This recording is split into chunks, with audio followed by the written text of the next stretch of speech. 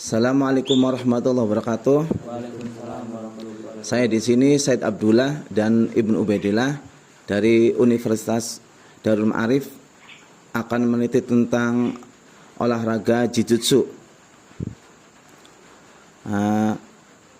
Yang pertama, di sini kita sudah ada narasumber kita dari atlet dan senior kita.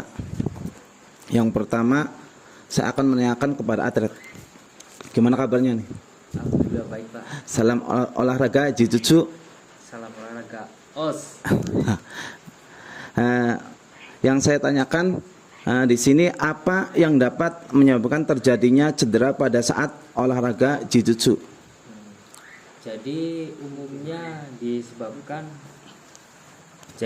umumnya bisa disebabkan karena tendangan yang keras atau pukulan yang keras, sehingga menyebabkan cedera gitu. Seperti kita memukul samsak gitu, terlalu keras, targetnya tidak sesuai, bisa mengakibatkan kayak tangan ini cedera gitu, Pak. Jadi seperti itu, Pak. Dan terus seberapa seringkah cedera terjadi dalam olahraga Jiu-Jitsu? Yang lebih utamanya sih kelalaian, Pak. Kelalaian dalam kita berlatih atau lagi bertanding seperti itu, Pak. Kelalaian. Bisa juga dikarenakan kurangnya kita pemanasan, bisa menyebabkan kayak kaki ini bisa kram atau seperti itu loh, Pak. Ya, jadi intinya kita harus pemanasan lah, seperti itu loh. Terus pengalaman apa yang sering terjadi cedera biasanya? Biasanya pengalaman saya sih, kalau semua kita itu bertanding, kita kan otomatis memukul lawan gitu. Kadang kita memukul lawan, nah itu lawannya lebih besar atau lebih kuat fisiknya gitu.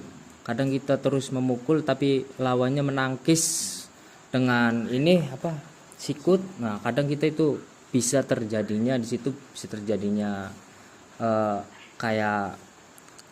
tergilir gitu karena menangkis.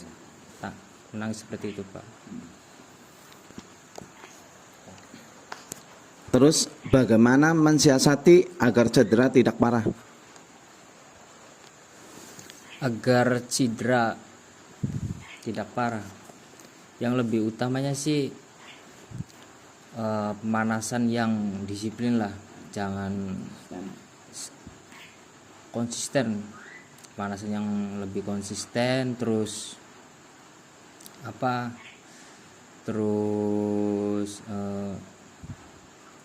latihannya yang serius gitu, sehingga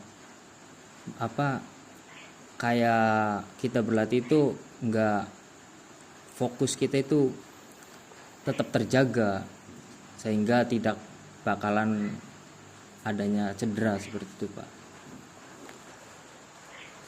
Terus apa yang dialami atlet saat bertanding?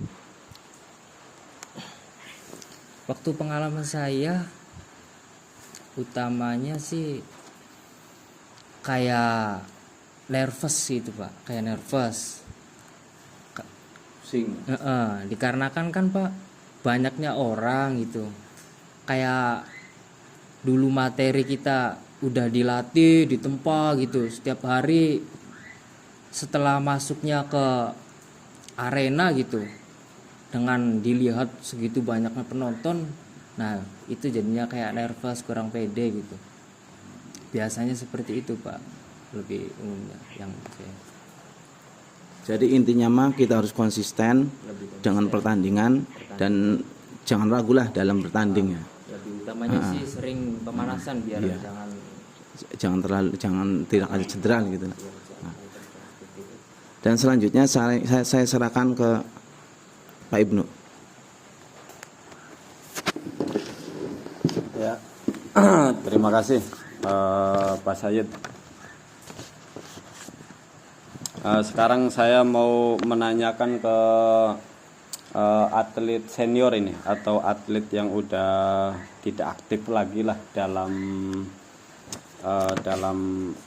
apa prestasi gitu, karena mungkin karena kegiatan yang lain, kesibukan yang lain dan sebagainya.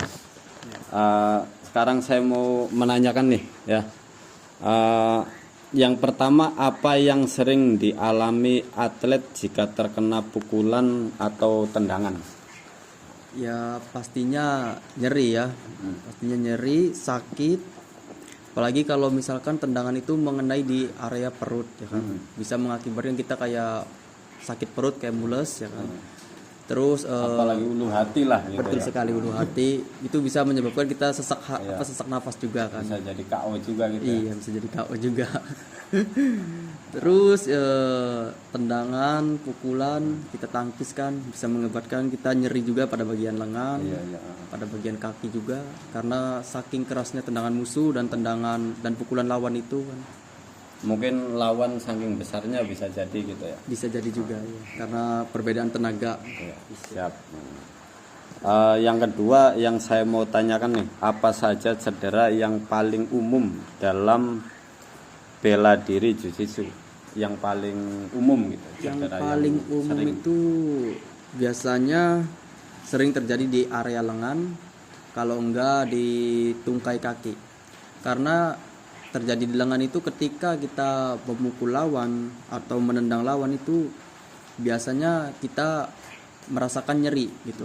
Selain itu kita juga kan menggunakan lengan kita itu untuk menangkis tendangan dan pukulan lawan itu. Secara tidak langsung lengan kita itu kita pergunakan supaya menghalau dari tendangan lawan, pukulan lawan. Karena seringnya kita menangkis tendangan dan pukulan lawan itu, di area lengan kita ini sering terjadi cedera terkadang. Sampai bahkan itu dulu pernah saya itu menangkis tendangan. Oh iya, benar-benar saya pernah dengar itu. Iya, sampai tangan saya itu di situ bengkak dan tidak bisa melanjutkan ke pertandingan lagi. Mungkin pensiunnya karena itu gitu ya. Ya mungkin. Iya, siap. Terus yang ketiga nih, kemungkinan cedera apa saja yang dialami atlet selain lengan dan tungkai? Kemungkinan cedera lengan dan tungkai itu banyak ya, termasuk ada bagian leher juga. Seperti kita terkena kuncian leher itu bisa cedera juga, karena kan di situ leher itu bagian rawan juga kan dalam tubuh ini. Jiu-jitsu itu berarti bisa ngunci leher juga gitu. Betul, selain bisa mengunci leher, lengan, kaki, hampir semua di tubuh kita itu bisa dikunci. Iya. Jadi leher, dada, pinggang, selain lengan dengan kaki itu bisa dikunci juga. Oh, berarti intinya jiu-jitsu itu full body contact lah mungkin gitu. Betul ya? sekali, full body contact. Selain kaki, lengan, leher itu banyak sekali kunciannya. Semuanya lah kemungkinan Semuanya. bisa gitu ya. Area yang lipatan kaki, lipatan tangan itu bisa dikunci semua. Nah, yang ketiga nih, apa yang sering cedera dalam awal pertandingan, pas awal mulai pertandingan? Awal pas pertandingan itu kan biasanya kita kayak menendang, memukul kan, otomatis kita menggunakan bagian tangan kita dan kaki kita kan di situ. Yang tadi yang saya sudah bilang kan, kita itu memukul lawan itu pastilah area tangan kita ini menjadi nyeri gitu kan, karena kita keseringan mukul atau menangkis tendangan dari lawan. Mungkin saking kerasnya tendangan gitu. Iya ya. betul, saking kerasnya tendangan lawan itu. Jadi ya paling sering cedera itu ya area lengan dan tungkai sih. Mungkin atau selain kekuatan lawan, apa lagi kemungkinan selain itu? Kemungkinan yang ya pernah dialami lah. karena mungkin kurang latihan juga kan di situ, kayak kita tidak bisa membaca pergerakan dari lawan, arah pukulan lawan ini dari mana gitu. Bisa juga grogi lah. Bisa gitu juga ya. grogi, tekanan dari pelatih juga bisa. Iya. Oke. Nah, yang terakhir nih, teknik apa saja yang harus dilakukan dalam bertanding? Tekniknya tuh mungkin. Kalau dalam tekniknya bertanding. itu ya semua teknik yang sudah dipelajari dari bela diri jiu-jitsu itu harus bisa dikuasai semua sebelum mengikuti pertandingan. Contohnya apa itu? Contohnya itu ada pukulan, tendangan, bantingan, kuncian. Jadi di situ kita harus menguasai semuanya sehingga kita bisa ikut pertandingan.